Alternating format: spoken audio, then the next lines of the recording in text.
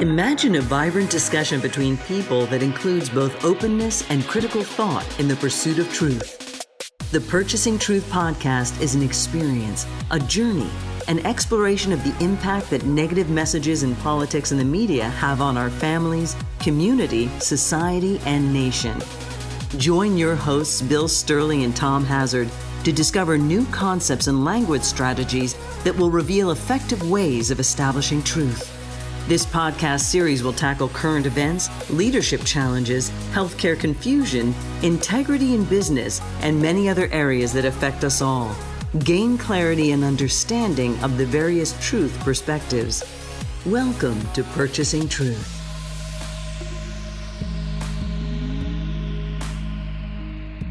Hey everyone, welcome back to Purchasing Truth. I'm Tom Hazard, along with your host, Bill Stierle.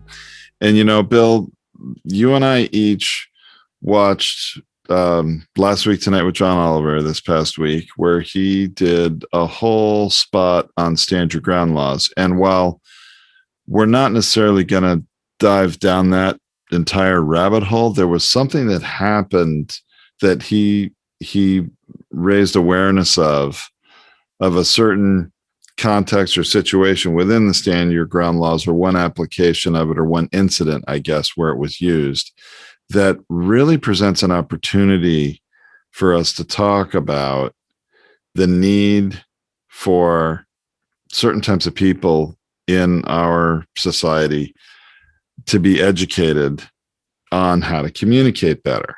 Yes. Yeah, for sure. I mean, the hardest part about watching the show for me is when a person works themselves up emotionally, they don't have any self-regulation with their own emotions. So what happens is they use words and strategies to try to manage their emotions instead of things to reduce the emotion inside the person.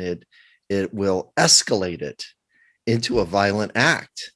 And this is the reason why we have the number of guns we do, but also we have the number of injuries and deaths because of gun violence, is the person is working themselves up to a point where their anger is getting the best of them, that it tilts over to a reaction, and a terminal reaction towards, the person or the situation that they're angry about.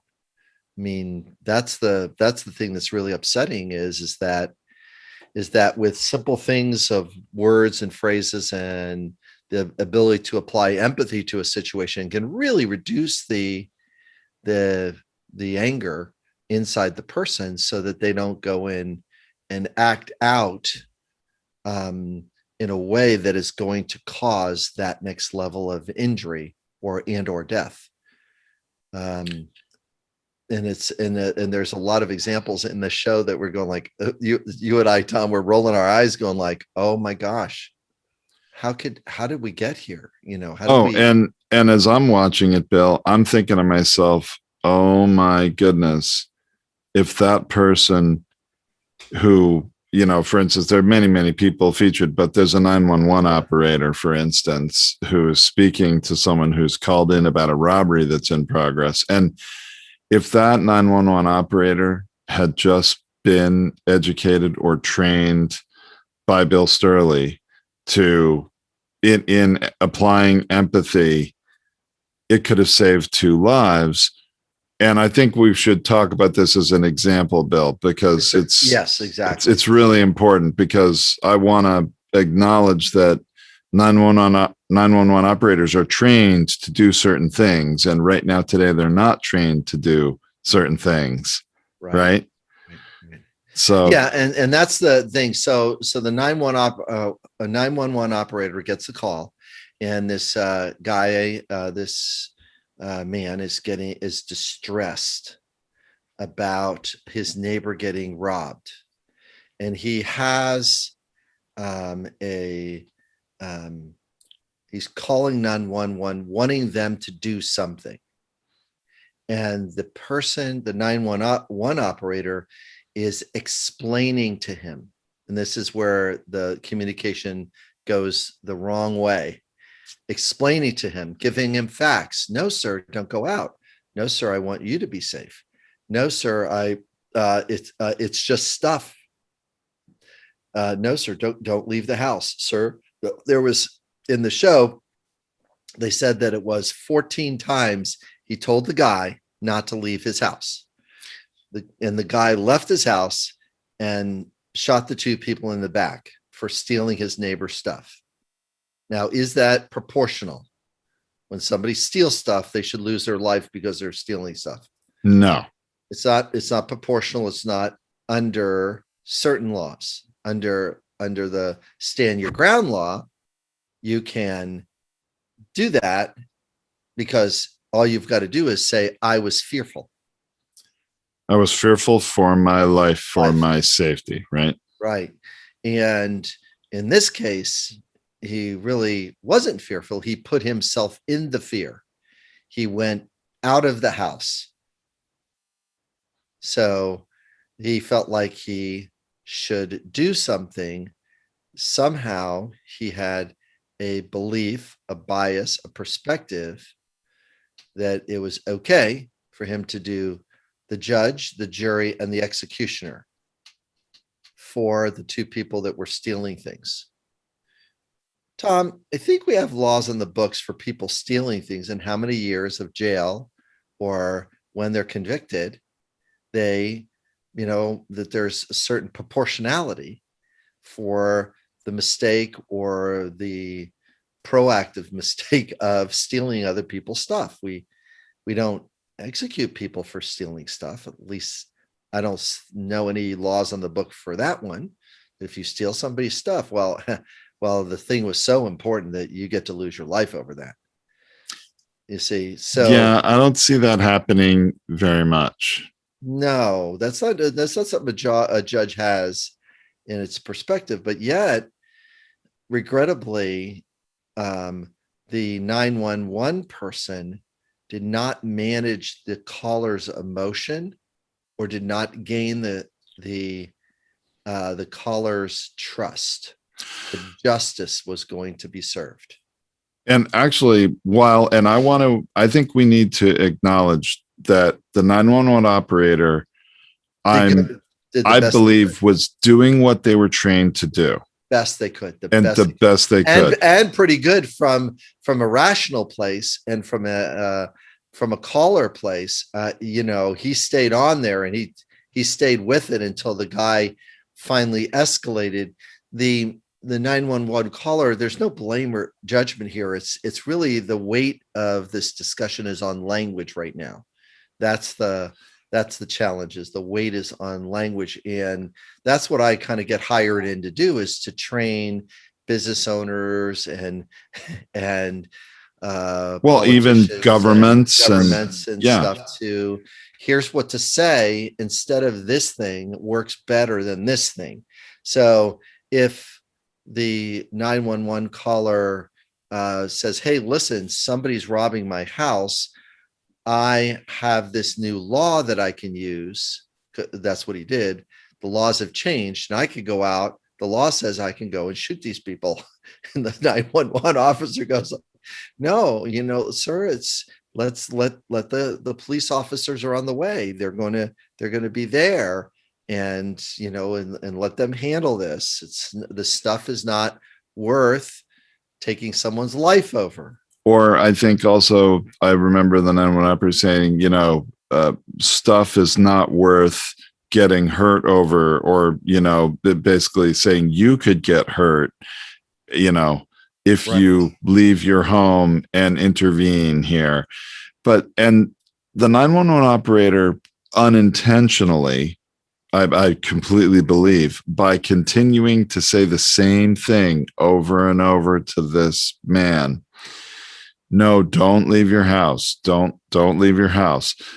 He got that man more worked up, right, and frustrated, right, believing that he has the opportunity to protect his neighbor's stuff or keep these guys from getting away. He believed he knew the law, right, when it comes to stand your ground, which was apparently newly passed in the state of Texas where this took place. Right. And that if he didn't take action, they're going to get away. He got so worked up. He's like, I don't care what you're saying, 911 operator. I'm taking action. Right. Right. Because the when a person's can move their rational mind into a place that it's okay for them to execute the world, to enact the law the way they see it, and you're putting that level of power in each individual citizen, then all of a sudden the police officers are going there and saying, well, yeah, I guess you did follow this rule and I can't arrest you because even though you shot these two people and you did what the police are, what our role is the peacekeepers, and you chose to be the person to move things and use the law based on your emotions and the freedom it gives you as an individual to interpret the law the way you would like to interpret the law. And that's when civil society has a little bit of trouble because as soon as you start doing that, then, all that needs to take place is a person has to have an emotion and they get to enact capital punishment just because they had the emotion of fear. And I know a thing or two about fear. Fear is something that is a very difficult emotion to shake off, because as soon as you're scared about something, then and you move it to a level 7, 8, or 9 inside your body carries that level of adrenaline and cortisol and other molecules of emotion for a long time. You can feel fearful because someone broke into your house, somebody else was in your space, and or you can tell yourself the real story. There was one moment in which somebody else came into my house and took some of my stuff. Doesn't mean it's going to happen tomorrow. I'm going to put 2 locks on now. I'm going to do some things differently to protect my house, even though I've been left with this trauma moment. The hard part about it is that we're trying to get laws to manage emotion. And Tom, that's not a good thing. Yeah, laws are they I remember thing. I remember, hearing in I think it was in a movie about, law school, where saying, there's a famous quote that law is reason free, or it's supposed to be reason free, but it's really not. And especially in these stand your ground laws, where it really brings perspective into play, which is very problematic. It does. But not again to go down that rabbit hole, Bill. But I would like to focus on again the 911 call, the 911 operator in that situation. If that 911 operator had had some training in communication, in de-escalation, what could that 911 operator have done to keep that person in their home, which might have saved 2 lives? Okay, so you be the person that's about ready to go shoot somebody. Be the Okay. person. You're going to be the person there. You're going to be that guy. Okay. And just load up in your brain 3 sentences, and we will role play 3 sentences. And you're going to call 911, and I'm going to be the guy. Okay. So, and I know as a 911 person, I need some information. The thing I need an address is what I need. I need what's happening and what's the address. So I know that I've got what is happening, description of the situation, because I've got to dispatch and give the officers some information and where to go. So that's what I got to do first. So I know that has come about. So you called, you gave me the situation. I fished for the address, and now I'm ready to say the following sentences. Sir, Officers are on the way. Now go. Well, they're not going to get here fast enough. These people are going to get away with robbing my neighbor. So sir, you want me to make sure the officers are there to protect your neighbor's stuff. Is that correct? Yes, but they're not going to get here in time. And I've got a gun, and I know the law. I think I need to stop these people. So you have the thought that you like to protect your neighbor's stuff. Is that right? Yes. Yeah. And you really want safety for your neighbor's stuff, and you can do something about it. Is that correct? Yes. So and I'm requesting that we let the police officers go ahead and take care of that. But it sounds like that you would like to be supportive to your neighbor. Is that correct? Yes. I don't want his stuff I don't want these guys to get away with this. Okay. So you want to make sure that there's justice for your neighbors, and you would like the police officers to get there soon. Is that right? Yes. Police officers are on the way. They've been dispatched. They will be there in a timely way, sir. We want to make sure your need for safety is being met too. And we want to make sure you're protected just in case they happen to be armed. Also, we don't want you to get hurt either.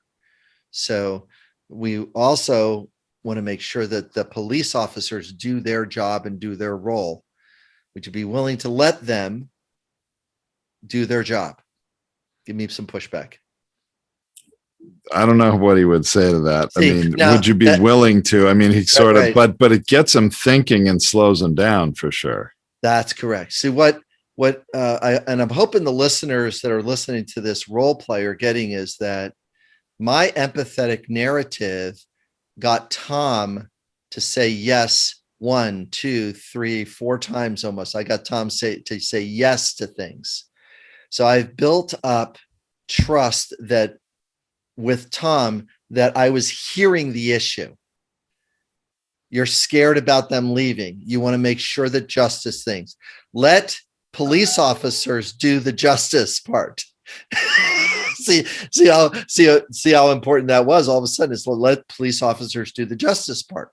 Let them enact the law. Don't you got and the citizen is looking for justice, fairness.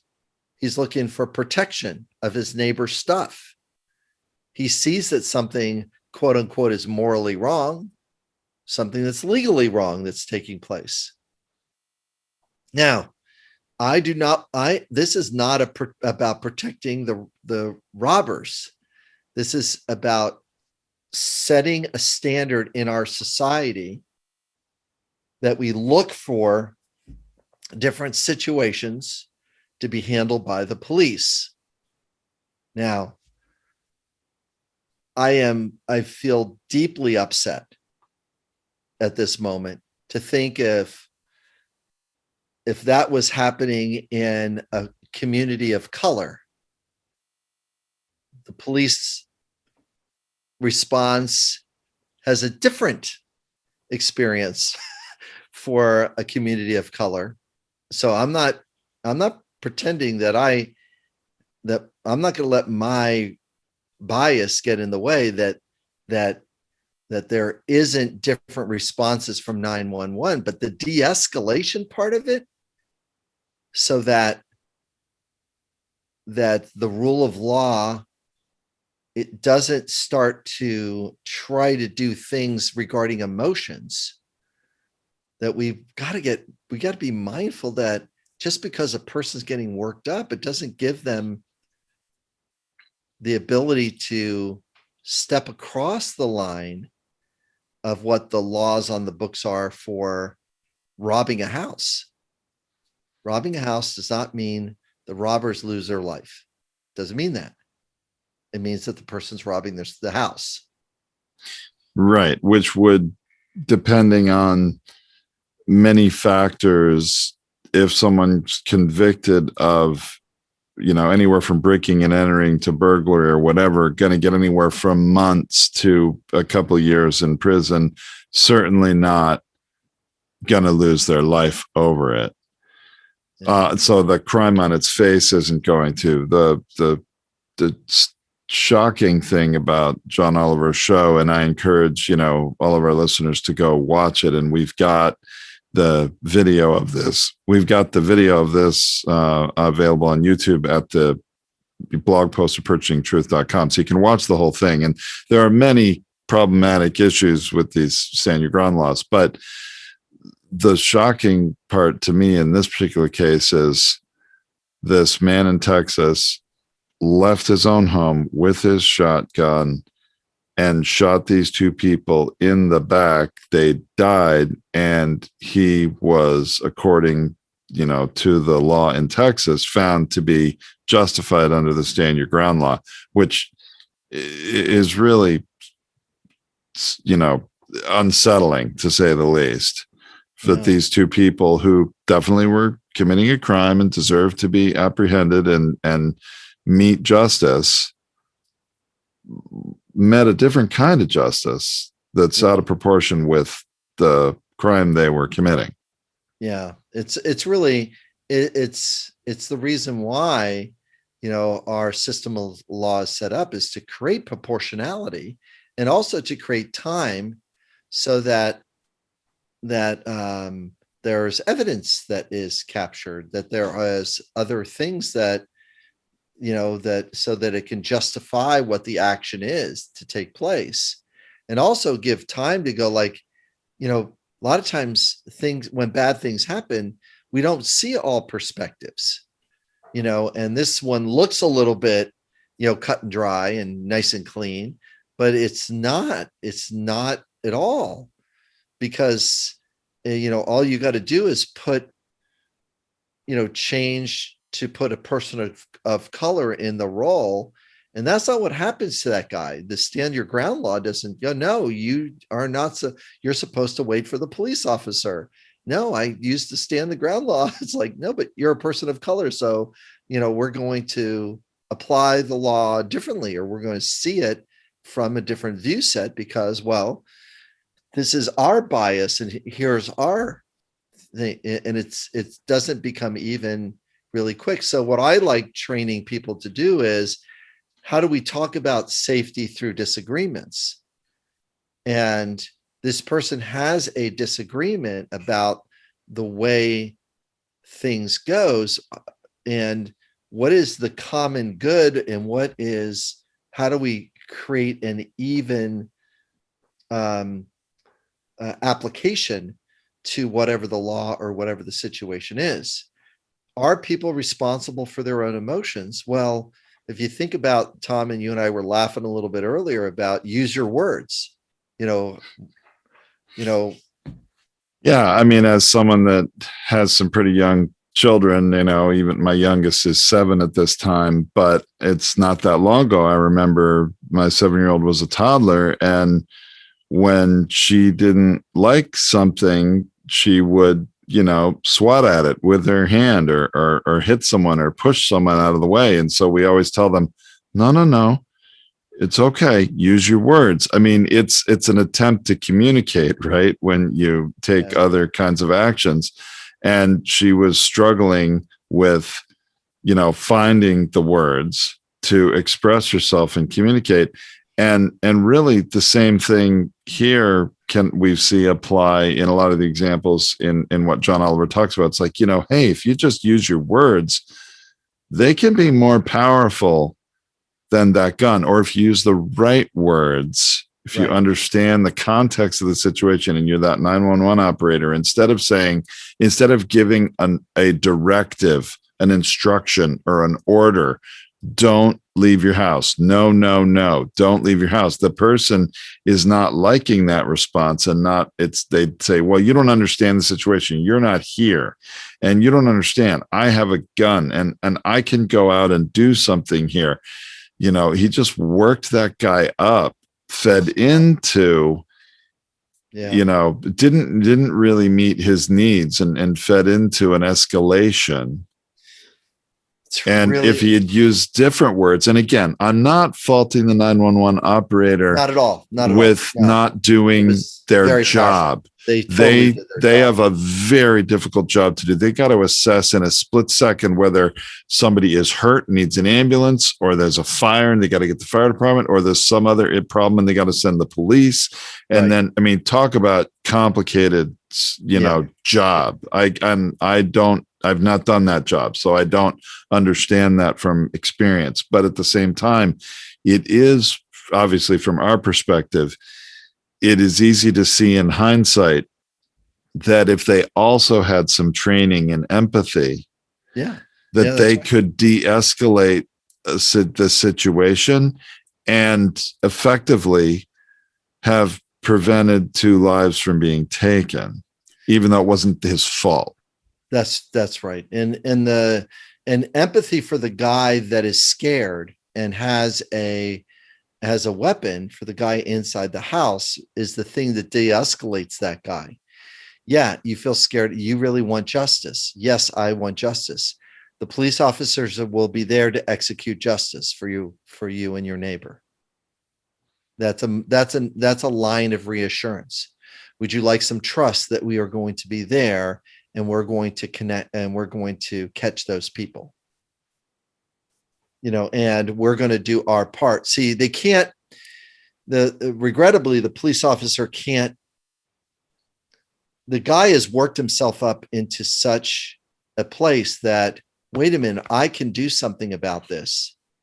I can act on behalf of the law because I have the new law that protects me for taking a lethal action. And it's a lethal action for self-defense. It's not a proactive. Yeah, it's not a lethal action justified for pursuit, which is kind of where even this story on its face is problematic because, I mean, well, we're not the police and we didn't review all the evidence, and they decided stand your ground applied. But I mean, if this own man's home was being burgled and they're in his home, I think you've got really a much more justifiable case than leaving your home, going outside to protect your neighbor's stuff. But and see the weird part about this story is that we're coming off of when police raided a home and the guy's inside the house feeling threatened and fearful. And he's got a gun. He says, "Don't come in. I have a gun." And the police officer standing out, "We're coming in." And now all of a sudden they're amped up because they hear, that there's a gun inside. And then, all of a sudden a person that's sleeping gets killed, because of, because of the violence that, again, some bad person is going to get away with something. And that's okay for a life to be lost because, a bad person's going to get away with something. Yeah, you're talking about the no-knock warrant in Atlanta, and I forget the name of that person now off the top of my head. But yeah, I mean, well, so policing is difficult. I mean, this is the interesting thing to me, kind of the irony. Who was it? Breonna Taylor. Yes. That one was very troubling. But this is the other kind of irony of the stand your ground laws, and we're not taking a deep dive into this, and exactly. We'll leave it up to the listener, to the viewer, to go watch that video, watch the whole thing that John Oliver does. But it is really, I mean, with all the scrutiny on policing right now, and we're judging what when police are justified using force, and they're educated and have experience in this. Right. That these stand your ground laws, I mean, these people are being held to a lower standard of taking human life that's based on perspective. As long as you either believe that your life is in danger, or you state that you believed your life was in danger. And boy, that one needs some air quotes around it. You can get away with shooting someone, taking lethal action, where in situations where even police can't justify taking someone's life in that in that exact same context. We're scrutinizing Right. police more than the average citizen with a gun with these stand your ground laws, and that's very unsettling. So the lawmaker has a problem. I mean, if we're going to really stick the landing here, is the lawmaker has a huge problem, is that voters vote with emotion, and they're voting on the basis of their perspective and their perception of safety being met in the environment. Is this lawmaker going to create a law that's going to make my biases, my fallacies into law so that I have a perceived protection from the outside world? And the challenge with this is that we need to have more of a compassionate, empathetic response to safety. The quickest way to get safety is to walk away. That's the quickest way to get safety. Yet, Tom, all of us know that if you're in the kitchen arguing with somebody, walking away can be a tough run, because you're trying to make your point about the good reason why you did or didn't do the thing you did. And the person, whoever it is, spouse, child, friend, it's and whatever somebody arguing at a bar, somebody arguing at a restaurant over something, it's not enough to lose somebody's life because you can't manage your emotions. And the main thing is to walk away from the argument. You're like, hey, this argument is getting too heated. It's really actually not worth arguing about this. But that's not what the fight response does. The fight response says, I can win and I'm in the right about this. That's not our strongest play as a human being, because then all of a sudden we're escalating things into whatever crime that's being done. Another person can decide on that crime is enough to lose your life over. And then all of a sudden we're into what is that movie, The Purge situation? Is the Purge. It's a sci-fi thing where justice gets to be, nobody's going to be arrested for anybody getting hurt, getting killed on this one day. It's a really difficult premise, because that's not what we're looking for here. We're not looking for that type of society where you get to, every individual gets to act out their own version of justice. That's not where we're supposed to be going here.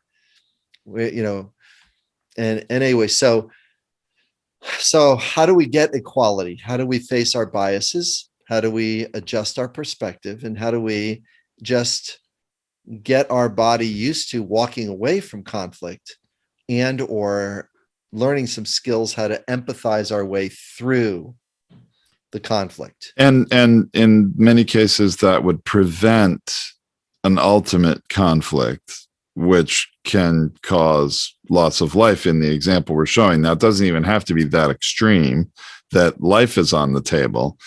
But boy, I mean, just getting some training, some education in communication, I think for police, for 911 operators, you've done this in those situations. Yes. Or with city governments, yes. Even state governments.